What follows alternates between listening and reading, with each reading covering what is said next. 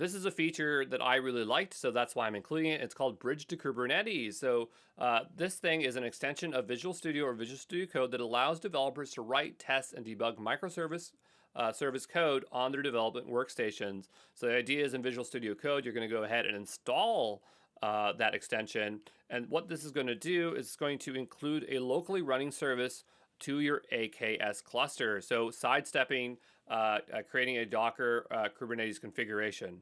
So just to give you a clear example, for the lifetime of the connection, a proxy is added to your cluster in place of your Kubernetes deployment that redirects requests to the service to your development computer. When you disconnect, the application deployment will revert to using the original version of the deployment running on the cluster. Just to make this a little bit more clear, I'm going to get my pen out. So imagine you had something running here, right? We'll call it X, and you're like, I want to test out or make changes to that.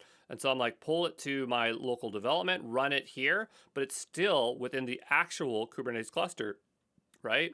So the idea is you pulled this locally, you can fiddle with it and then push it back. And that is, and while always in the same cluster. To me, that is super powerful. And so I thought that was like worth the time to tell you about this feature.